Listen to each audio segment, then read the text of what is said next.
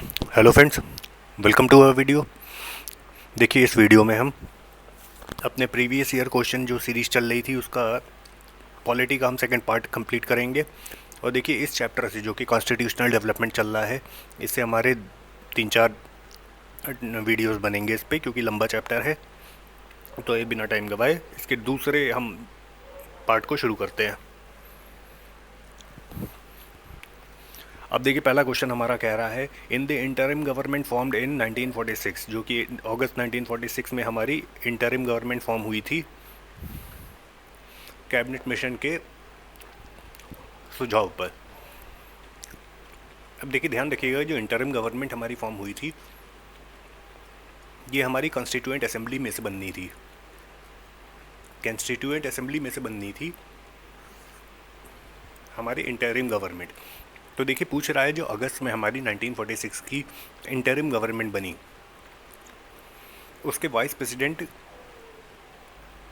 जो executive council हमारी जो थी, जो कि वाइस रॉय था, उसकी जो काउंसिल थी उसके वाइस प्रेसिडेंट कौन बनाए गए। तो देखिए, हमने इंटरिम गवर्नमेंट की बात कर ली, 1946 में फॉर्म हुई। अब ध्यान रखिएगा, इंटरिम गवर्नमेंट का जो कमेंसमेंट हुआ, शुरुआत हुई, या इसने जो चार्ज लिया, एक्शन में आई, ये 2 सितंबर 1946 से। अब देखिए, जो इंटरिम गवर्नमेंट बनाई गई थी, अंतरिम सरकार, इसका मतलब ये था ये टेम्परेरी सरकार थी। जिस तरीके से देखिए, कैबिनेट मिशन के आने के बाद ये हुआ कि धीरे धीरे जो पावर थी वो कंट्रोल पूरा शिफ्ट किया जा रहा था हमारे इंडियंस की तरफ।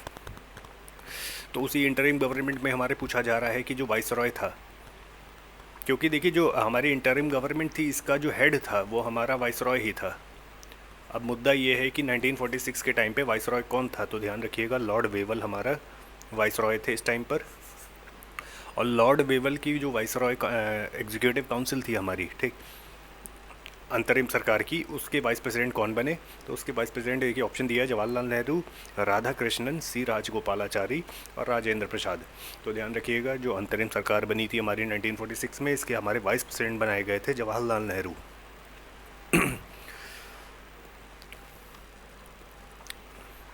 अगला क्वेश्चन आपका कहता है, who among the following was not the member of the interim national government formed in 1946। अब देखिए, फिर उसी पे बेस क्वेश्चन पूछ रहा है, हमारी जो अंतरिम सरकार अगस्त 1946 में जो फॉर्म हुई थी, उसमें देखिए 4 ऑप्शन दिए हैं, 4 नाम दिए हैं, हमारे 4 पर्सनैलिटीज़ दिए हैं।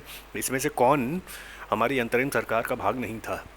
ऑप्शन है आपके, सी राजगोपालाचारी, राजेंद्र प्रसाद, राधा कृष्णन, जगजीवन राम। अब देखिए, सीधी सीधी सी बात है, ये याद होने वाली बात है कि जो अंतरिम सरकार थी हमारी, हमने बात की कि अंतरिम सरकार का फॉर्मेशन देखिए अगस्त में हो गया था, लेकिन इसका देखिए, अगर आपसे पूछा जाए अंतरिम सरकार का फॉर्मेशन, ठीक, तो 2 सितंबर आप डेट बोलोगे, ठीक, 2 सितंबर 1946, ठीक, क्योंकि इस डेट पे इसने पूरा चार्ज ले लिया था। अब देखिए, अंतरिम सरकार में जो हमारे जगजीवन राम थे, ये हमारे क्या रखे गए थे, ये हमारे मिनिस्टर ऑफ लेबर बनाए गए। ध्यान रखिए कि सारी बातें हमारी हो रही हैं इंटरिम सरकार की, ठीक, अंतरिम सरकार की। राजेंद्र प्रसाद हमारे बनाए गए minister of food, minister of food and agriculture. देखिए, इस तरीके से याद रखिएगा, प्रसाद है तो फूड एंड एग्रीकल्चर आ गया, ठीक। जगजीवन राम है तो लेबर मींस, बहुत जगजीवन वैसा नाम लग रहा है, बहुत मेहनती इंसान, और राम जी वैसे भी बहुत मेहनती थे, तो मिनिस्टर ऑफ लेबर हो गया, ठीक। अब देखिए, बात बचती है राजगोपालाचारी की। राजगोपालाचारी, सी राजगोपालाचारी हमारे अंतरिम सरकार में क्या बनाए गए थे, मिनिस्टर ऑफ एजुकेशन डिपार्टमेंट, ठीक, या एजुकेशन मिनिस्टर बनाए गए। तो ध्यान रखिएगा, हमारे अंतरिम सरकार जो कि 2 सितंबर 1946 को फॉर्म हो रही है, इसमें सी राजगोपालाचारी मिनिस्टर ऑफ एजुकेशन है, राधा कृष्ण राजेंद्र प्रसाद हमारे फूड एंड एग्रीकल्चर मिनिस्टर हैं, जगजीवन राम हमारे लेबर मिनिस्टर हैं। तो ऑप्शन इसमें से क्या पूछा था कि कौन से मेंबर नहीं हैं हमारे अंतरिम सरकार के, तो ऑप्शन सी हो जाएगा बिल्कुल सही कि एस राधा कृष्णन जो हैं वो कुछ भी इसमें नहीं थे, इनका कोई भी पार्ट नहीं था हमारी अंतरिम सरकार में। तो option C will be your correct answer. अगला क्वेश्चन देखिए आपका कहता है असर्शन रीजन का क्वेश्चन है। क्वेश्चन आपसे बोलता है, असर्शन बोलता है, स्टेटमेंट बोलता है कि वेवल प्लान के according to the Wavell plan the number of Hindu and Muslim members in the executive council was to be equal. Reason बोलता है, देखिए असर्शन स्टेटमेंट में हमारा कह रहा है कि जो वेवल प्लान हमारा 1945 में आया था, ध्यान रखिएगा 1943 के बाद इससे पहले 1943 से पहले लॉर्ड लिंथगो ठीक हमारे वाइसरॉय थे। 1943 के बाद लॉर्ड वेवल वाइसरॉय बनते हैं। और देखिए लॉर्ड वेवल जो हमारे वाइसरॉय होते हैं, इनके अकॉर्डिंग जो वाइसरॉय की एग्जीक्यूटिव काउंसिल है इसमें रिफॉर्मेशन की ज़रूरत होती है, जिसके ज़रिए हमारे हिंदू मुस्लिम को बराबरी की जगह मिले। Secondly backward classes, Anglo Indians और जो सप्रेस्ड जो क्लासेस हैं उनको भी जगहें हमारे एग्जीक्यूटिव काउंसिल में दी जाए। अब देखिए इसका रीज़न हमारा दे रहा है कि Wavell thought this arrangement would have avoided the partition of India. कह रहा है कि ऐसा वेवल ने इसलिए किया होगा मोस्ट प्रोबेबली कि ये जो मुस्लिम और हिंदुओं को जगह देने से ये जो पार्टीशन ऑफ इंडिया का जो प्रोसेस चल रहा था ये रुक जाएगा, क्योंकि बहुत पहले से ही सन 1909 से और 1906 से जब से हमारी मुस्लिम लीग बनी थी तब से दोनों में मतभेद थे ही कि कौन किसके प्रॉफिट की बात करता है। तो देखिए ये रीज़न एकदम ही गलत है ठीक। हालांकि ऐसा कोई भी इनका अटेम्प्ट नहीं था कि ये पार्टीशन को हमारे रोकें। तो देखिए बात ये सही है कि 1945 में उसने हमारे वाइसरॉय की एग्जीक्यूटिव काउंसिल के रिफॉर्मेशन की बात की ठीक। इसमें हिंदू मुस्लिम मेंबर्स दोनों को जगह दी गई, इवन हमारे डाउनवर्ड क्लासेस और जैसे एंग्लो इंडियन सिक्स इनको भी जगह दी गई ठीक। हालांकि देखिए जिस तरीके की मुस्लिम की उसमें एग्जीक्यूटिव काउंसिल में जिस तरीके से देखिए मुस्लिम का पॉपुलेशन थी ठीक, उस तरीके से इनको ज़्यादा जगह मिली थी, लगभग 25% की जगह मिल गई थी एग्जीक्यूटिव काउंसिल में। तो हमारा असर्शन तो सही है लेकिन रीज़न गलत है, तो हमारा A will be correct and R will be wrong. तो देख लीजिए A is true but R is false, हमारा सी में सही होगा। ध्यान रखिएगा लॉर्ड वेवल हमारे वाइसरॉय बने इस टाइम पर 1945 पर। अगला क्वेश्चन आपका आता है who give the idea of a constituent assembly first for the formation of constitution for India. कहता है कि पहला जो आइडिया निकला कॉन्स्टिट्यूएंट असेंबली बनाने का जो कि आगे फॉर्मेशन करेगी कॉन्स्टिट्यूशन ऑफ इंडिया, ये आइडिया किसका था, कहाँ से आया। ऑप्शन है आपकी स्वराज पार्टी 1934, कांग्रेस पार्टी 1936 और Muslim League 1942, all parties conference in 1946। तो देखिए जो हमारा आइडिया ऑफ कॉन्स्टिट्यूएंट असेंबली था और जो कॉन्स्टिट्यूएंट असेंबली जो फॉर्म करेगी हमारा कॉन्स्टिट्यूशन ऑफ इंडिया, इसका आइडिया हमारे बेसिकली किसने दिया था, हम बचपन से ही जानते हैं, पढ़ते चले आ रहे हैं, एम एन रॉय ठीक। एम एन रॉय ने कब दिया था ये भी हम जानते हैं 1934। अब 1934 में इन्होंने कहाँ दिया था ये आइडिया, तो स्वराज पार्टी जिसका फॉर्मेशन हमारा, अगर हम स्वराज पार्टी की बात करें तो 1923 में इसका फॉर्मेशन होता है। स्वराज पार्टी का फॉर्मेशन होता है चित्तरंजन दास और मोतीलाल नेहरू द्वारा 1930 में। अब ध्यान रखिएगा कि 1934 के रांची कॉन्फ्रेंस में, तो यहाँ पे लिख लीजिए स्वराज पार्टी का 1934 में रांची नाम की जगह में कॉन्फ्रेंस चलता होता है जिसमें एम एन रॉय पार्ट लेते हैं ठीक। और यहाँ पे ये आइडिया देते हैं टू फॉर्म द कॉन्स्टिट्यूशन, मतलब ये आइडिया देते हैं कि भारत की एक कॉन्स्टिट्यूएंट असेंबली होनी चाहिए जो कि आगे काम करेगी भारत का संविधान बनाने को। तो ध्यान रखिएगा पहला आइडिया जो निकलता है स्वराज पार्टी 1934 से निकलता है, यहीं पे एम एन रॉय प्रेजेंट होते हैं। नेक्स्ट क्वेश्चन आपका कहता है which of the following statement are true in relation to the constituent assembly. देखिए कॉन्स्टिट्यूएंट असेंबली के रिस्पेक्ट में 4 स्टेटमेंट में से कौन सा स्टेटमेंट सही है ये बात पूछ रहा है। देखिए assembly was based on adult suffrage. अब एडल्ट सफरेज क्या होता है कि कोई भी इंसान, जैसे कि हमारी ग्राम सभा होती है, उसमें 18 साल के ऊपर के लोग हमारे इलेक्टोरल क्लास में उसमें इंगेज हो जाते हैं और वो पार्ट ले सकते हैं इलेक्शन में, वोटिंग में बेसिकली। तो देखिए जो हमारी असेंबली थी, कॉन्स्टिट्यूएंट असेंबली, हम सभी को पता है कॉन्स्टिट्यूएंट असेंबली का ये चीज़ हमेशा ध्यान रखिएगा, जो एक मेंबर था, 1 मेंबर, ये कितने लोग को रिप्रेजेंट करता था? 10 लाख लोग को, ठीक, अपनी प्रोविंस के। तो देखिए यहाँ पर, लेकिन देखिए एक मेंबर जो लेजिस्लेटिव, सॉरी, जो कॉन्स्टिट्यूएंट असेंबली का जो मेंबर था वो हमारे प्रोविंसेस की लेजिस्लेटिव असेंबली से इलेक्ट होके आ रहे थे, वो भी इनडायरेक्ट इलेक्शंस के थ्रू, जो कि सिंगल ट्रांसफरेबल वोट सिस्टम भी जिसमें एप्लीकेबल था, जो आज भी एप्लीकेबल है हमारे प्रेसिडेंट की वोटिंग में, इलेक्शन में basically.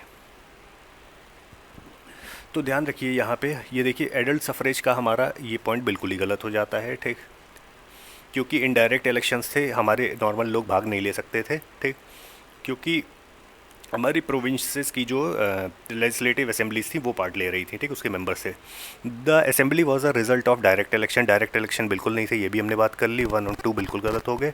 Assembly was a multi party body, बिल्कुल ठीक देखिए स्टेटमेंट है, क्योंकि कॉन्स्टिट्यूएंट असेंबली हमारी किस किस चीज़ से मिल के बनी थी? देखिए बहुत सारी मल्टी पार्टीज बॉडी थी, जैसे कि हमारी ऑल इंडिया मुस्लिम लीग थी, बाकी कांग्रेस पार्टी थी, छोटी मोटी पार्टीज़ और सारी थी। तो ये बिल्कुल ही सही स्टेटमेंट है कि assembly was a constituent assembly हमारी मल्टी पार्टी बॉडी थी। अब देखिए फोर्थ स्टेटमेंट हमारा बोलता है कि assembly work through various committees, जो हमारी कॉन्स्टिट्यूएंट असेंबली थी इसी कई कमिटीज़ के थ्रू इसने काम किया। तो बिल्कुल देखिए सही बात है, जिसमें हमारी देखिए कॉन्स्टिट्यूएंट असेंबली की मेन हमारी 8 असेंबलीज़ बनती हैं, ठीक, उसमें भी मोस्ट इम्पॉर्टेंटली सबको पता होगा ड्राफ्टिंग कमेटी बनती है, जिसके हमारे BR अम्बेडकर अध्यक्ष बनाए जाते हैं। तो इसमें आप ऑप्शन आपका कौन सा सही हो जाएगा? देखिए पूछ रहा था ट्रू, यहाँ पे इनकरेक्ट भी पूछ सकता था तो 1 और 2 हो जाता, ट्रू पूछ रहा है तो 3 एंड 4, तो option C will be your correct answer. Next question आपका कहता है कि which of the following statements are correct regarding to the Indian constituent assembly. Indian constituent assembly के रिगार्ड में कौन सा स्टेटमेंट सही है चारों में से?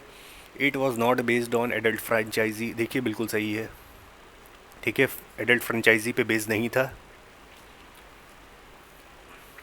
क्योंकि हमारे प्रोविंसेस की लेजिस्लेटिव असेंबली पार्ट ले रही थी, ठीक। इट रिजल्टेड फ्रॉम, तो इसको क्रॉस लगा दीजिए क्योंकि यहाँ करेक्ट पूछा जा रहा है, ठीक। It resulted from direct election नहीं हो रहे थे, ठीक, इनडायरेक्ट इलेक्शंस होते थे। It was not a multi party body, अभी हमने पढ़ा मल्टी पार्टी बॉडी थी, ये भी गलत हो गया। It work through several committees,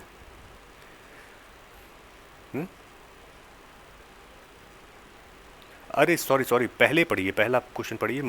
it was not based on adult franchise, ठीक तो है हमारी, पहला देखिए एकदम सही है, गलती में नॉट पढ़ना भूल गया था। इट बेस, ये बिल्कुल भी हमारी एडल्ट फ्रेंचाइजी पे बेस नहीं थी, ये हमने बात करी।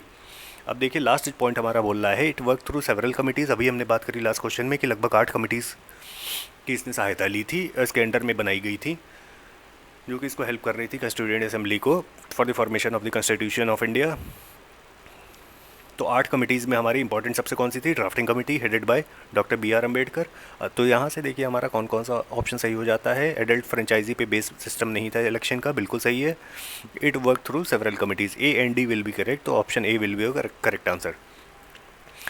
नेक्स्ट क्वेश्चन आपका कहता है कि which among the following is an incorrect statement about the constituent assembly. Constituent assembly के संदर्भ में 4 स्टेटमेंट में से कौन सा स्टेटमेंट गलत है? पहला स्टेटमेंट कहता है it worked with the help of a large number of committees, the most important of them being the drafting committee. 10 बार बात करते चले आए हैं, बिल्कुल सही स्टेटमेंट है। Minorities committees like Christians, Anglo Indians and Parsis were adequately represented in the assembly, देखिए बिल्कुल ठीक है। वेवल प्लान के आने के बाद इन सभी का जो पार्ट था हमारे कॉन्स्टिट्यूएंट असेंबली में पूरा था, जितनी उनकी पॉपुलेशन थी उससे उनके प्रपोर्शन से भी ज़्यादा रखा गया। नेक्स्ट पॉइंट हमारा कहता है it was elected on the basis of universal adult franchise, बिल्कुल गलत, ठीक। लास्ट पॉइंट हमारा कहता है कि इट्स इलेक्टोरल, तो देखिए हमें इनकरेक्ट स्टेटमेंट पता करना था, C हमारा बिल्कुल सही हो जाएगा, ठीक, ये गलत स्टेटमेंट है। यूनिवर्सल एडल्ट फ्रेंचाइजी का मतलब होता है कि जो भी इंसान 18 साल से ऊपर है वो एडमिनिस्ट्रेशन में पार्ट ले सकता है। कैसे पार्ट ले सकता है? डायरेक्ट इलेक्शन के में पार्ट लेके। तो ऐसा सिस्टम नहीं था, क्योंकि हमारे जो प्रोविंसेस की लेजिस्लेटिव असेंबली थी उसमें से मेंबर चुने जा रहे थे, ठीक, और वो भी हमारे इनडायरेक्ट इलेक्शंस के थ्रू आ रहे थे। अब देखिए लास्ट पॉइंट इंपॉर्टेंट ध्यान रखने वाला है कि जो हमारा कंस्टिट्यूएंट असेंबली का जो प्रोसेस है इलेक्ट करने का, ये आया कहाँ से? तो ध्यान रखिएगा, कंस्टिट्यूएंट असेंबली का जो इलेक्ट करने का, जो अपने मेंबर सेलेक्ट करने का प्रोसेस था, जिसमें एक मेंबर 10 लाख लोग को एक प्रोविंस में रिप्रेजेंट कर रहा था, ये प्रोसेस आता है हमारे 6th शेड्यूल के, ठीक। और 6th शेड्यूल यहाँ लिख लीजिए, 6th शेड्यूल ऑफ जो 1935 का एक्ट हमारा आता है, जिसमें डायर की एट द सेंटर रिलीज़ होती है। देखिए 1935 एक्ट से ही हमारे मोस्टली कॉन्स्टिट्यूशन का ये बेस बनता है कॉन्स्टिट्यूशन का। तो ये चीज़ देखिए ध्यान रखने वाली चीज़ है, कॉन्स्टिट्यूएंट असेंबली का जो फॉर्मेशन होता है ये 6th शेड्यूल ऑफ 1935 एक्ट के बेस पर होता है। तो यहाँ पे एक इनकरेक्ट स्टेटमेंट हमें मिल गया कि एडल्ट फ्रेंचाइजी पे इलेक्शन नहीं हो रहे थे। नेक्स्ट क्वेश्चन आपका कहता है member of the constituent assembly who drafted the Indian constitution. फिर देखिए वही क्वेश्चन आ गया। इस क्वेश्चन को देखिए बार बार लाने का मतलब ये है कि इस क्वेश्चन को आप ठीक से समझ लो कि मेंबर जो हमारे कॉन्स्टिट्यूएंट असेंबली थे, who drafted the constitution of India, जो कि देखिए हमारे ड्राफ्ट कर रहे थे constitution of India, member of the constituent assembly या जो भी असेंबली के मेंबर थे, वो कैसे आ रहे थे? नॉमिनेटेड बाय द, देखिए British government, nominated by Governor General, elected by the legislative assemblies of various provinces, elected by Indian National Congress and Muslim League। देखिए शुरुआत से हम बातें करते चले आए हैं कि लेजिस्लेटिव असेंबलीज़ के थ्रू, जो हर प्रोविंसेस की लेजिस्लेटिव असेंबली थे उसके थ्रू ये इलेक्ट हो रहे थे, इनडायरेक्ट इलेक्शंस के थ्रू। अब देखिए जो हमारे इलेक्शंस होते हैं इसमें हमारे लगभग 292 मेंबर्स हमारे, ध्यान रखिएगा ये चीज़ पूछा जाता है, 292 मेंबर्स हमारे लेजिस्लेटिव जो असेंबलीज़ होती हैं ऑफ द प्रोविंसेस, ठीक, लेजिस्लेटिव प्रोविंशियल असेंबलीज से इलेक्ट होते हैं। बाकी देखिए इंडिया हमारा कंप्राइज है प्रोविंसेस से और प्रिंसली स्टेट से, और जो लगभग 93 या 92 मिनिमम सीट्स हैं ये प्रिंसली स्टेट्स को दी जाती हैं, ठीक।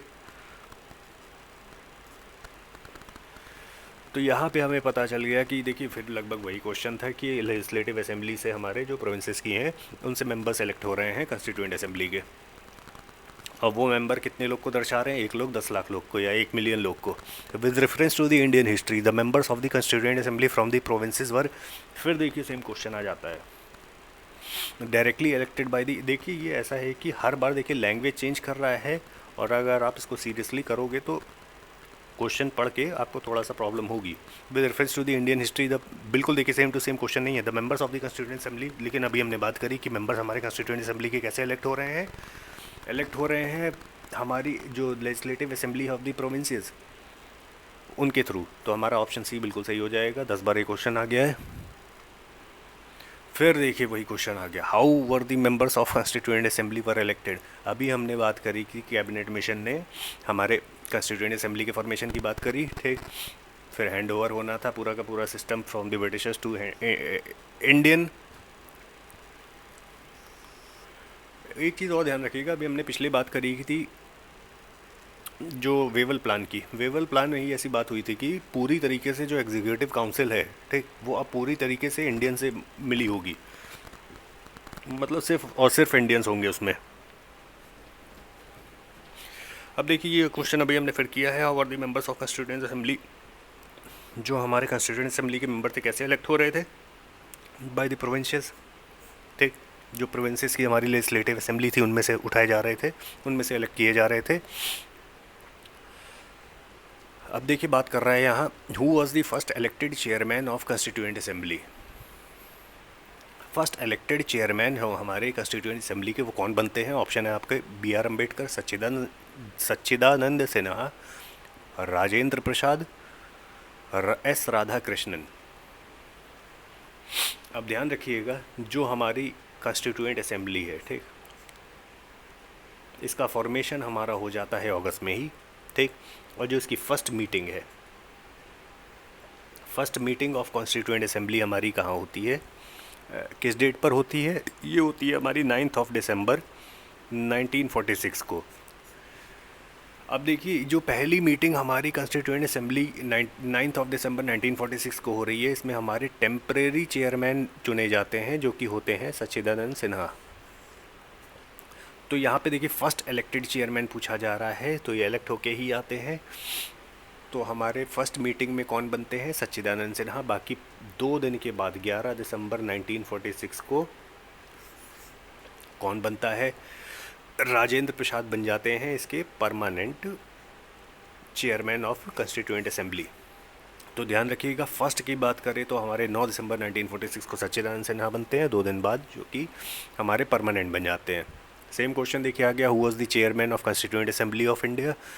फिर देखिए यहाँ पे ऑप्शन में राजेंद्र प्रसाद सिर्फ दिया हुआ है, तो यही होगा। ये हमारे कॉन्स्टिट्यूएंट असेंबली के चेयरमैन कब बनाए जाते हैं, 11 दिसंबर 1946 को। Who was the president of constituent assembly of independent India. अब देखिए इंडिपेंडेंट इंडिया की बात कर रहा है, तो इंडिपेंडेंट इंडिया में हमारे जो अभी हमने बात करी कि राजेंद्र प्रसाद जो हमारे 11 दिसंबर से बनाए जाते हैं, ठीक है, यही हमारे फिर रहते हैं इंडिपेंडेंस तक। तो यही हमारे बनते हैं किसके चेयरमैन बनते हैं कॉन्स्टिट्यूएंट असेंबली के, राजेंद्र प्रसाद, ध्यान रखिएगा। अब देखिए नेक्स्ट क्वेश्चन बोल रहा है, constituent assembly of India was established on. Constituent assembly of India का इस्टेब्लिशमेंट किस डेट को होता है। देखिए कॉन्स्टिट्यूएंट असेंबली ऑफ इंडिया की बात करें तो इसका इस्टेब्लिशमेंट फॉर्मेशन हमारा अगस्त 1946 में हो चुका होता है। कॉन्स्टिट्यूएंट असेंबली ऑफ इंडिया की बात करें तो इसका इस्टेब्लिशमेंट जो है ये हमारा किस टाइम से माना जाता है, इसकी फ़र्स्ट मीटिंग से। अभी हमने बात करी कि इसकी फ़र्स्ट मीटिंग किस डेट को हो रही है, 9 दिसंबर 1946। तो कोई प्रॉब्लम नहीं है, 9 दिसंबर 1946 को जब इसकी फ़र्स्ट मीटिंग हो रही है वही इसकी इस्टेब्लिशमेंट की डेट भी मानी जाती है। The first session of the constituent assembly. फिर देखिए सेम क्वेश्चन आ गया, first session of constituent assembly हमारा कब होता है, 9 दिसंबर 1946 को। अभी हमने 10 बार बात करी है। नेक्स्ट क्वेश्चन आपका बोल रहा है, the resolution for giving a constitution of India was adopted by the constituent assembly on.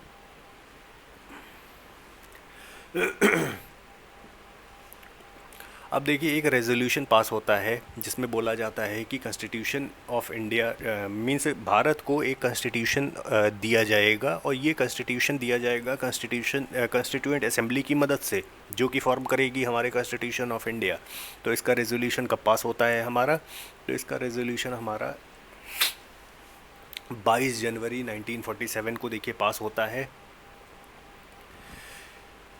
और इसका देखिए पूरा का पूरा हमारा बेसिस कौन बनता है, कैबिनेट मिशन बनता है, ठीक। तो ध्यान रखिएगा कि जो रेजोल्यूशन पास हुआ कॉन्स्टिट्यूशन ऑफ इंडिया के लिए कॉन्स्टिट्यूएंट असेंबली के थ्रू, ये 22 जनवरी 1947 को पास होता है। 1946 मत मार दीजिएगा, 1947 को पास होता है, ठीक है। और किसके द्वारा पास होता है, डॉक्टर जवाहरलाल नेहरू जी के द्वारा पास होता है। मीन्स वो इसको सामने रखते हैं। नेक्स्ट क्वेश्चन देखिए कह रहा है, who propose the preamble before the drafting committee of the constitution.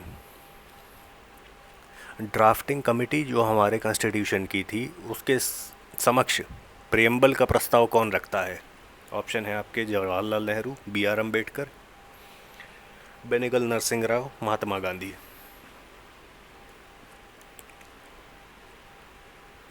तो देखिए आपको सबको पता होगा ऑब्जेक्टिव रेजोल्यूशन, ठीक है, ये प्रेजेंट किया जाता है हमारा। हमने बात करी देखिए 1946 में 11 दिसंबर 1946 को राजेंद्र प्रसाद हमारे फर्स्ट परमानेंट चेयरमैन बनाए गए, और उसके 2 दिन बाद 13 दिसंबर ऑफ 1946 को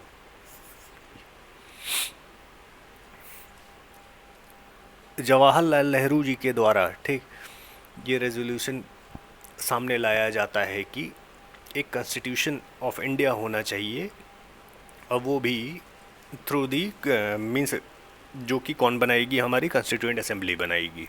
और ये जो प्रपोज़ल होता है ये कौन रखता है? ये रखते हैं जवाहरलाल नेहरू। ठीक। और देखिए यही इनका जो प्रपोज़ल होता है ये यूनियन, अभी हमने पिछले क्वेश्चन में देखिए सेम चीज़ की बात की हुई है कि अब यही जो इनका प्रपोज़ल होता है, ठीक, इस प्रपोज़ल को यही बेसिस देखिए हमारा बनता है किसका? प्रियम्बल का। ठीक। तो प्रियम्बल का हमारा बेसिस कौन बनता है? ये भी क्वेश्चन एक इम्पॉर्टेंट है। प्रियम्बल का बेसिस बनता है हमारा कैबिनेट मिशन। 13 दिसंबर 1946 को जवाहरलाल नेहरू के द्वारा रखा जाता है सबके सामने, और 22 जनवरी 1947 को बिना किसी 1947 को बिना किसी अपोजिशन के ये आराम से पास हो जाता है।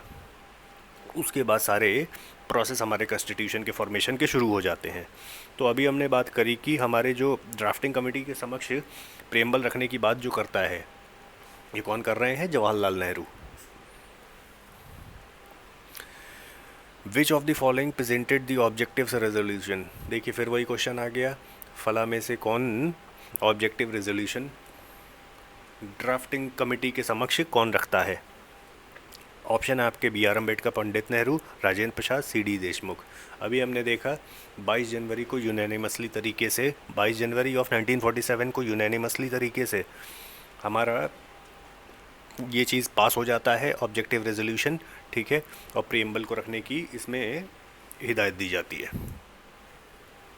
In relation to the formation of constitution of India which of the following sentences are correct? अब देखिए कॉन्स्टिट्यूशन ऑफ इंडिया के संदर्भ में 3 या 4 स्टेटमेंट दिए हैं, इसमें से कौन सा स्टेटमेंट सही है? पहला कहता है resolution of objectives by Nehru affected the making of the constitution. बिल्कुल, ये हमारा बेसिस बनता है पूरा का पूरा किसका? प्रियम्बल का। और कॉन्स्टिट्यूशन का भी बेसिस बन जाता है। एक्चुअल में बेसिकली हमारा प्रियम्बल का बेसिस बनता है। तो पहला देखिए स्टेटमेंट हमारा बिल्कुल सही है। सेकेंड स्टेटमेंट कहता है preamble fulfils various important objectives AIIMS. People of India order directed the constitution. तो देखिए बहुत सारी चीज़ें जो प्रियम्बल है वो पूरी करता है, क्योंकि ये एक तरीके से हमारी प्रस्तावना है हमारे संविधान का। थर्ड आपका ऑप्शन कहता है people of India order directed the constitution. तो हमारे रियल पावर, ठीक है, पीपल ऑफ इंडिया ही हैं, तो यही हमारे डायरेक्ट और ऑर्डर करते हैं कॉन्स्टिट्यूशन को, क्योंकि यही रिस्पॉन्सिबल होते हैं सरकार बनाने और गिराने में। लास्ट देखिए आपका स्टेटमेंट कहता है head of the state is elected by the people directly. ये बिल्कुल भी गलत स्टेटमेंट है। ठीक है, यहाँ पे देखिए हेड ऑफ द स्टेट की बात कर रहा है, तो स्टेट के संदर्भ में नहीं, कंट्री के संदर्भ में बात कर रहा है, जो कि प्रेसिडेंट होते हैं। और प्रेसिडेंट का election directly by the people नहीं होता है। ठीक, मतलब प्रेसिडेंट जो हैं वो डायरेक्टली पीपल के द्वारा इलेक्ट नहीं होते हैं। इसमें एमएलए, एमएलसी और राज्यसभा, लोकसभा पूरा पार्ट लेती है। और हमारे प्रेसिडेंट के इलेक्शन में भी सिंगल ट्रांसफरेबल वोट सिस्टम काम करता है। तो यहाँ पे ऑप्शन हमारा क्या सही हो जाएगा? ऑप्शन 4 बिल्कुल सही नहीं है, बाकी 1, 2, 3 एकदम ठीक है। तो ऑप्शन बन जाएगा ए विल बी करेक्ट आंसर। अब देखिए how many sessions of the Indian constituent assembly were conducted for the formation of Indian constitution. Indian constitution को बनाने के लिए इंडियन कॉन्स्टिट्यूएंट असेंबली बनाई गई। इसने कितने सेशन कुल मिला के लिए, जिसमें कि उसने पूरे के पूरा हमारा संविधान की रचना कर डाली। ड्राफ्ट भी हो गया, सब कुछ हो गया और बनकर तैयार हो गया हमारा कॉन्स्टिट्यूशन ऑफ इंडिया। तो देखिए कॉन्स्टिट्यूएंट असेंबली ने हमारे, अगर समय की बात करें सबको पता होगा, 2 साल लगभग 11 महीने, ठीक, 11 महीने और 18 दिन लग गए थे हमारे कॉन्स्टिट्यूशन को बनने में। सबसे बड़ा कॉन्स्टिट्यूशन पूरी दुनिया का है हमारा।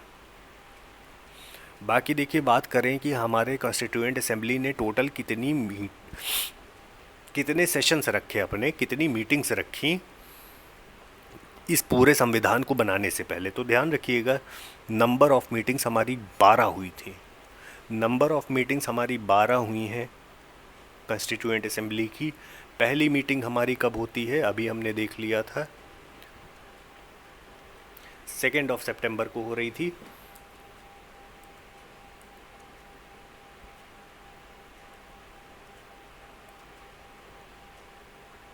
माफ़ करिएगा, 2 सितंबर को हमारी इंटरिम सरकार बन रही है। ठीक, 9 दिसंबर को हमारी जो पहली जो हमारी मीटिंग होती है कॉन्स्टिट्यूएंट असेंबली की,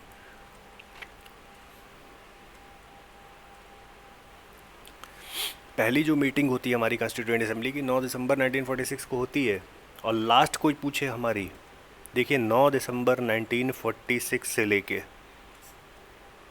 24 जनवरी 1950, मतलब जब तक पूरा आज़ादी नहीं मिल जाती तब तक देखिए इसके टोटल मिला के कितने सेशन होते हैं, 12 सेशन होते हैं। इन 12 सेशन में क्या काम होता है, हमारे कॉन्स्टिट्यूशन के फॉर्मेशन का काम होता है। इस 12 सेशन में समय कितना लगता है, 2 साल 11 महीने 18 दिन लगते हैं।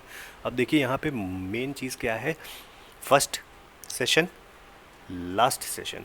लास्ट सेशन जो होता है, ठीक है, ध्यान रखिएगा कि आपसे ऐसे भी पूछा जाता है कि कॉन्स्टिट्यूएंट असेंबली के किस सेशन में सबने अपने सिग्नेचर को सबमिट किया।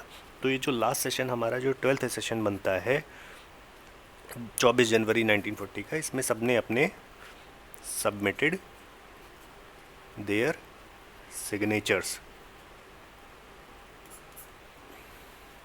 तो टोटल हमारे कॉन्स्टिट्यूएंट असेंबली ने कितने सेशन किए कॉन्स्टिट्यूशन ऑफ इंडिया बनाने के लिए, 12 सेशन। बाकी देखिए सेम क्वेश्चन फिर आ जाता है, कॉन्स्टिट्यूएंट असेंबली ने कितना समय लिया हमारे कॉन्स्टिट्यूशन ऑफ इंडिया को बनाने के लिए। अभी हमने डिस्कस किया 2 साल 11 महीने 18 दिन, तो ऑप्शन ए हमारा बिल्कुल सही आंसर हो जाएगा। नेक्स्ट क्वेश्चन देखिए दिखा रहा है कि 2 लिस्ट है हमारे पास। अब बात करें इसमें, पहले लिस्ट में हमारे दिया है कि कॉन्स्टिट्यूएंट असेंबली के रिस्पेक्ट में कुछ चीज़ें, दूसरी लिस्ट में दिया है लोगों के नाम। अब देखिए इस क्वेश्चन को करने से पहले हालांकि कुछ चीज़ें बता देनी चाहिए थी कि जो हमारी जितनी भी कमिटीज़ बनाई गई थी, जो 8 कमिटीज़ थी, उनको हमें डिस्कशन कर लेना चाहिए था। हालांकि देखिए इसमें अगर हम सबसे सरल से शुरू करें, ये हमेशा ध्यान रखिएगा जो भी हमारे कॉन्स्टिट्यूएंट असेंबली के अंडर में यूनियन नाम से जो कमेटी रखी गई थी, जैसे union power committee, union constitution committee या फिर स्टेट्स कमेटी, तो ध्यान रखिएगा 3 हमने नाम लिए, union constitution committee, union power committee और स्टेट्स कमेटी। ये तीनों ही हेड कर रहे थे जवाहरलाल नेहरू। बाकी देखिए एक ही सिर्फ कांग्रेस के मेंबर थे जो कि हमारे ड्राफ्टिंग कमेटी में थे, वो थे हमारे कौन, के.एम. मुंशी। ध्यान रखिएगा ये अलग से क्वेश्चन बन सकता है कि ड्राफ्टिंग कमेटी में सिर्फ एक कांग्रेस मेंबर थे, वो थे KM. Munshi. First vice president of constituent assembly, जो हमारे फर्स्ट वाइस प्रेसिडेंट उस समय का मत समझिएगा, देखिए first vice president of constituent assembly पूछा जा रहा है, तो ये हमारे कौन बने थे, हमारे पहले जो संविधान सभा थी इसके वाइस प्रेसिडेंट हमारे बनाए जाते हैं एच.सी. मुखर्जी। और बाकी देखिए एक चीज़ हमारा बचा कि जो हमारी कॉन्स्टिट्यूएंट असेंबली थी, जो हमारी कॉन्स्टिट्यूएंट असेंबली थी उसमें जो मेंबर हमारा राजस्थान प्रिंसली स्टेट को जो डिपिक्ट कर रहा था या रिप्रेजेंट कर रहा था, उसका नाम क्या था, उसका नाम था वी.टी. कृष्णमाचारी। तो ध्यान रखिएगा यहाँ से हमें कई इंपॉर्टेंट पॉइंट मिलते हैं। देखिए राजस्थान प्रिंसली स्टेट वाली बात ज़्यादा नहीं पूछी जा सकती, ठीक, पर ये बहुत इंपॉर्टेंट पॉइंट है कि पहला वाइस प्रेसिडेंट हमारी कॉन्स्टिट्यूएंट असेंबली का एच.सी. मुखर्जी बनते हैं। ओनली कांग्रेस मेंबर, ये वेरी इंपॉर्टेंट पॉइंट है, इसको ध्यान रख लीजिए, अलग से एक क्वेश्चन बन सकता है, ठीक है। Only Congress member of drafting committee कौन है, के.एम. मुंशी है। और यूनियन कॉन्स्टिट्यूशन कमेटी हमारे जवाहरलाल नेहरू हैं। अब देखिए यहाँ पे ये बात आ गई है तो हम सबकी लिए ये बात कर लेंगे कौन सी कमेटी थी, क्या थी।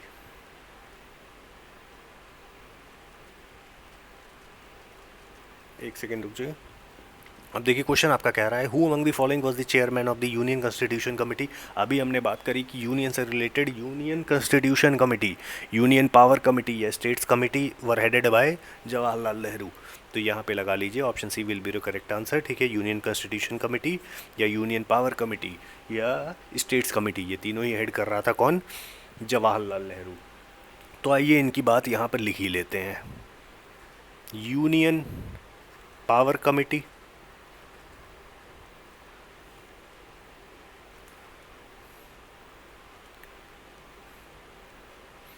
यूनियन कॉन्स्टिट्यूशन कमेटी और स्टेट्स कमेटी, ये तीनों ही हेडेड हमारे कौन कर रहे थे, जवाहरलाल नेहरू।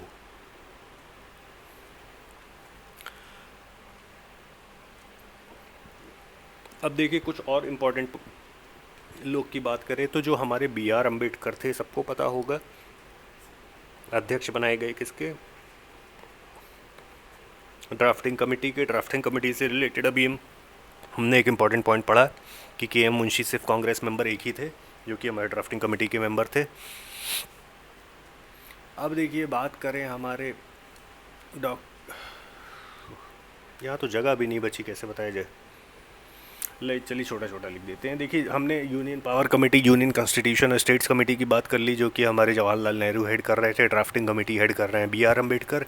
बात करें हमारे रूल्स ऑफ प्रोसीजर कमेटी की, एक थी हमारी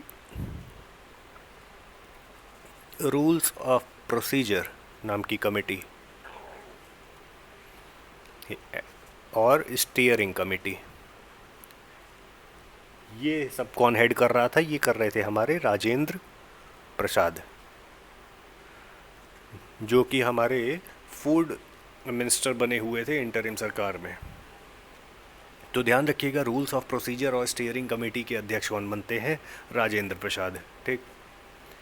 और जो हमारी एडवाइज़री कमेटी जो हमारी एडवाइज़री कमेटी थी फंडामेंटल राइट्स पे, जिसे हम बोलते हैं advisory committee on fundamental rights minorities और ट्राइबल्स के लिए, इसके हमारे अध्यक्ष बने थे सरदार पटेल। और सरदार पटेल, एक चीज़ और ध्यान रखिएगा, लिख लीजिए, यहाँ जगह भी नहीं बची है, सरदार पटेल। तो ये हमारे अध्यक्ष बने थे advisory committee on fundamental rights minority and tribals. ठीक,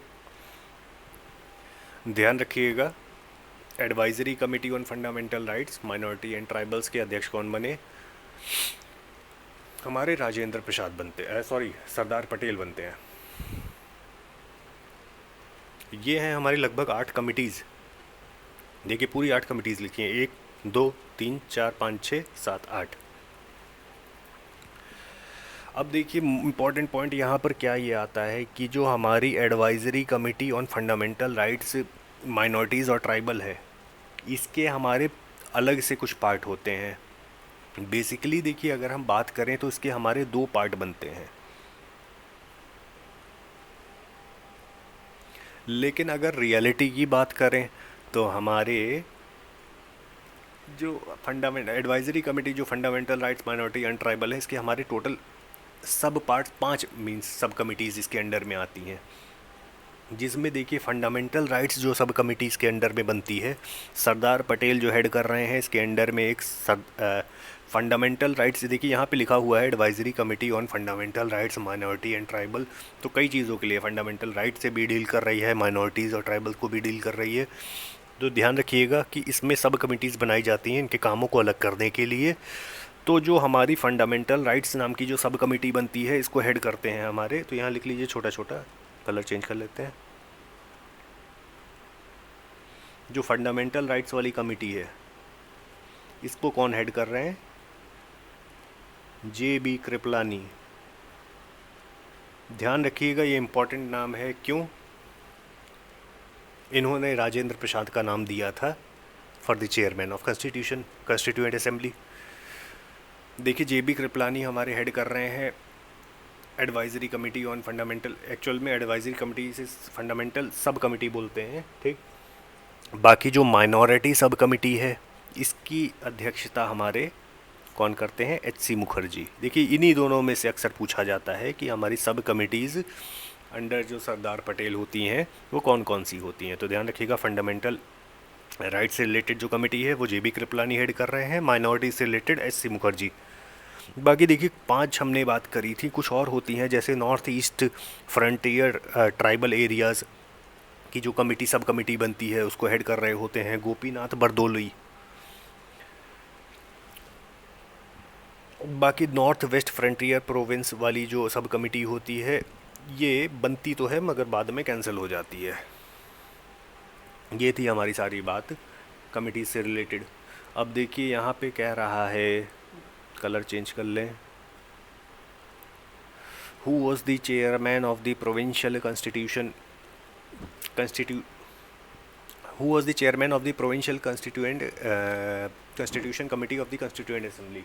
अभी देखिए हमने बात करी कि सरदार पटेल के अंडर में कौन कौन सी कमेटीज़ थी। Advisory committee on fundamental rights, minorities and tribal, और प्रोविंशियल कॉन्स्टिट्यूशन कमेटी, ये हमने बात करी थी कि नहीं। ओके, तो यहाँ पे एक और चीज़ लिख लीजिए, हमारे सरदार पटेल के अंडर, ये जो सरदार पटेल हैं, ठीक, सरदार पटेल जी के अंडर में हमारे ही advisory committee on fundamental rights, minorities और ट्राइबल रखी गई। अब यहाँ पे रुके लिख लेते हैं, जो सरदार पटेल हैं इनके अंडर में क्या था, एडवाइजरी कमेटी ऑन, इधर लिख लीजिए फंडामेंटल राइट्स, इधर लिख लीजिए माइनॉरिटीज़, ठीक। अब देखिए बात यह है कि जो इसको टोटल हेड कर रहे हैं advisory committee on fundamental right on minority को, कौन, सरदार पटेल। साथ में देखिए जो प्रोविंशियल कॉन्स्टिट्यूशन कमेटी है, जो कि हमारे प्रोविंस में होने वाले कानून से डील कर रही है कमेटी, और संविधान से डील कर रही है कि क्या चेंजेस हो सकते हैं, क्या मॉडिफिकेशंस हो सकते हैं इन रिलेशन टू प्रोविंसेस। इसको कौन डील कर रहा है, इसको भी डील कर रहे हैं हमारे सरदार पटेल, जो कि डील कर रहे हैं हमारे फंडामेंटल राइट्स की कमेटी और माइनॉरिटीज़ की कमेटी को। अभी हमने बात करी कि जो फंडामेंटल राइट्स की कमेटी थी, जो सब कमेटी बनी, इसको कौन हेड करने लग गए, जे बी कृपलानी। देखिए कई बार ये क्वेश्चन पूछा है, इसलिए डिस्कस करना बहुत इंपॉर्टेंट है। और जो माइनॉरिटीज़ कमेटी थी, इसको कौन करने लग गए, एस सी मुखर्जी, जो कि हमारे फर्स्ट वाइस प्रेसिडेंट हैं। नेक्स्ट क्वेश्चन आपका कहता है, who was the chairman of the drafting committee of the Indian constitution. इससे सरल क्वेश्चन कभी नहीं मिलेगा। हमारे ड्राफ्टिंग कमेटी के अध्यक्ष कौन बनाए गए थे, अभी हमने डिस्कस किया था, डॉक्टर बी आर अम्बेडकर। बाकी देखिए राजेंद्र प्रसाद, अभी हमने बात करी कि रूल्स ऑफ प्रोसीजर और स्टीयरिंग कमेटी के अध्यक्ष बने। Rules of procedure and steering, देखिए ये इंपॉर्टेंट है, स्टीयरिंग कमेटी आपसे कई बार पूछा जाता है।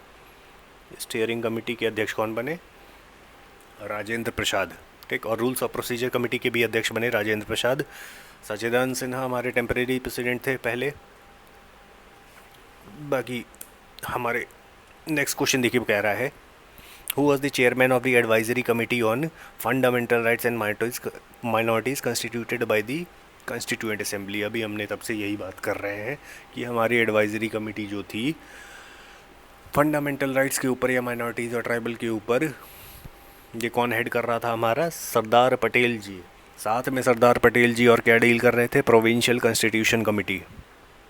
तो यहाँ पे लगा लीजिए Sardar Patel will be your correct answer.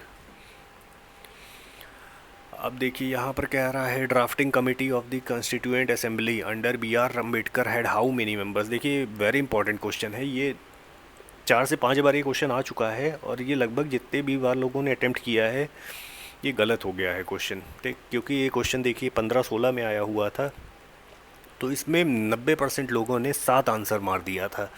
और 7 आंसर मारने की वजह क्या थी कि ठीक से क्वेश्चन नहीं पढ़ा कि the drafting committee of the constituent assembly under B R Ambedkar had how many other members. यहाँ पूछ रहा है, बी आर अम्बेडकर का नाम तो इसने खुद ही बता दिया। अब देखिए बी आर अम्बेडकर को मिला के 7 हमने बात करी, ठीक है, 7 सबने मारा था। 7 देखिए टोटल मेंबर्स थे हमारे ड्राफ्टिंग कमेटी में, ठीक। अब बी आर अम्बेडकर को हटा दें तो हमारे कितने हो गए, 6 हो गए, ठीक। टोटल मिला के हमारे 7 मेंबर्स थे, यहाँ पे हमारा 6 आंसर सही हो जाएगा। ध्यान रखिएगा ड्राफ्टिंग कमेटी में हमारे कितने मेंबर्स थे, 7 मेंबर टोटल थे, ठीक। बाकी एक सिर्फ कांग्रेस मेंबर कौन थे, वो थे हमारे के एम मुंशी। अब हमारे 7 मेंबर्स की बात करें तो हमारे नाम लिख लीजिए, पूछा जा सकता है कभी कभी। अल्लादी कृष्णा स्वामी अय्यर, ये हो गए दूसरे। पहले देखिए बी आर अम्बेडकर हैं, ये दूसरे हो गए। फिर हैं एन गोपाला स्वामी अयंगर, गोपाला स्वामी अयंगर, अल्लादी कृष्णा स्वामी अय्यर एन गोपाला स्वामी अयंगर। मोहम्मद सादुल्लाह, अभी हमने बात करी, एक कांग्रेस मेंबर, इम्पोर्टेंट है ये, के एम मुंशी।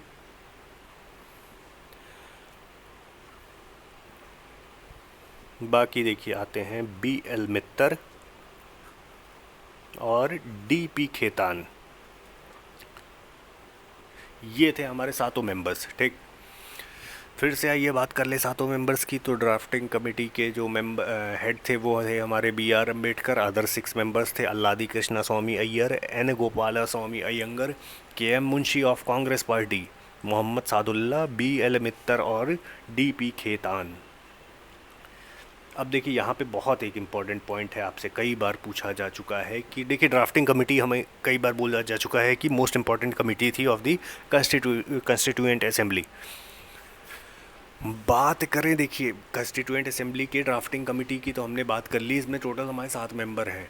अब देखिए जो लास्ट के हमारे 2 मेंबर्स हैं B.L. मित्तर और D.P. खेतान, ये बाद में रिप्लेस हो जाते हैं। B.L. मित्तर देखिए हमारे रिप्लेस होते हैं, यहाँ लिख लीजिए B.L. मित्तर, और यहाँ पे लिख लीजिए D.P. खेतान। इनकी देखिए D.P. खेतान की 1948 में डेथ हो जाती है। इनको रिप्लेस कौन करता है? T.T. कृष्णामाचारी। ध्यान रखिएगा, T.T. कृष्णामाचारी। तो T.T. कृष्णामाचारी हमारे रिप्लेस कर रहे हैं किस मेंबर ऑफ ड्राफ्टिंग कमेटी को? D.P. खेतान। ठीक, क्योंकि इनकी डेथ हो जाती है। B.L. मित्तर के तबीयत न ठीक होने पर कौन इनको रिप्लेस करता है? N. माधवा राव। N. माधवा राव। ध्यान रखिएगा, ये कई बार यहाँ से क्वेश्चन पूछा गया है कि ड्राफ्टिंग कमेटी के किस मेंबर को कौन रिप्लेस करता है। इनफैक्ट ये भी पूछा जा चुका है कि ड्राफ्टिंग कमेटी के किस मेंबर की डेथ हो जाती है। तो ध्यान रखिएगा, ये D.P. खेतान की डेथ होती है 1948 में, उनको रिप्लेस कर देते हैं T.T. कृष्णामाचारी। नेक्स्ट क्वेश्चन पे आए। Who among the following were the members of the drafting committee of the constitution. देखिए अभी अभी हमने सारे मेंबर्स को डिस्कस किया, आराम से क्वेश्चन किया जा सकता है। कौन कौन से फला में से 4 देखिए ऑप्शन दिए हैं, कौन कौन से मेंबर्स हैं ड्राफ्टिंग कमेटी के। पहला है N. गोपाला स्वामी अयंगर। ठीक, बिल्कुल सही है, ये थे, अभी हमने बात करी। जवाहरलाल नेहरू नहीं थे। अल्लादी कृष्णा स्वामी अय्यर भी हैं, सरदार पटेल भी नहीं हैं। तो ऑप्शन क्या हो गया? First and third.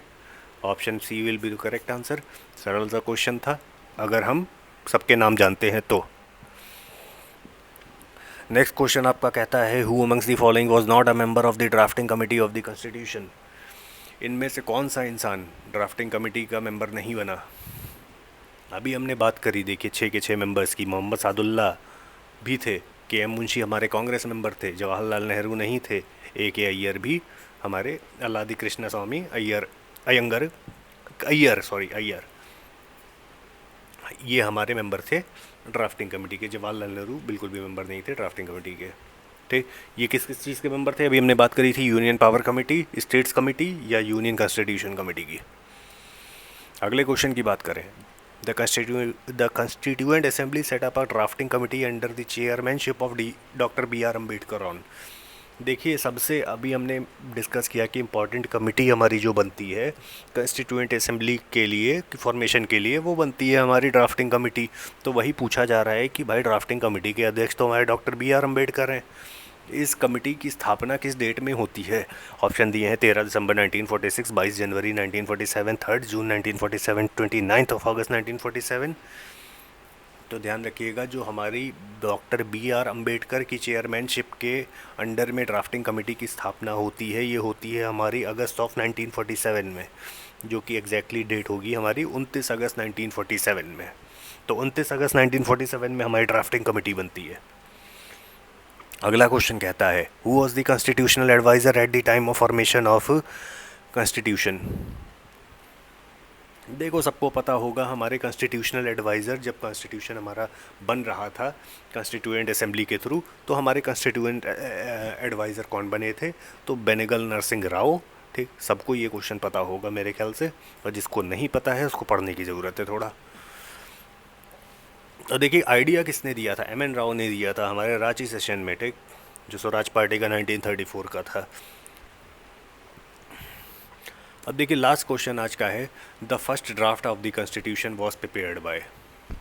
अभी हमने बात करी कि बेनेगल नरसिंह राव हमारे कॉन्स्टिट्यूशनल एडवाइज़र बनते हैं अब यहाँ अगला क्वेश्चन देखिए, कह रहा है पहला ड्राफ्ट जो हमारे कॉन्स्टिट्यूशन का है ये कौन प्रिपेयर करता है। तो देखिए ध्यान रखिएगा, जो हमारे BN राव, जो बेनेगल नरसिंह राव हैं, जो कि हमारे कॉन्स्टिट्यूशनल एडवाइज़र भी हैं, कॉन्स्टिट्यूशनल एडवाइज़र भी हैं, ठीक। ये हमारे पहला ड्राफ्ट तैयार करते हैं कॉन्स्टिट्यूशन का। तो ध्यान रखिएगा, BN राव के द्वारा हमारा पहला draft of the constitution prepare किया जाता है, जिसमें देखिए लगभग 243 आर्टिकल्स होते हैं और 13 शेड्यूल्स होते हैं। ये थी हमारी कुछ इम्पॉर्टेंट बातें आज के कॉन्स्टिट्यूशन डेवलपमेंट के प्रीवियस ईयर क्वेश्चन की। बाकी एक हमारा वीडियो और बचेगा जिसमें हमारा ये चैप्टर पूरा हो जाएगा, और फिर और भी कोई कोना नहीं बचेगा जिससे यहाँ से क्वेश्चन पूछा जा सके। Thank you.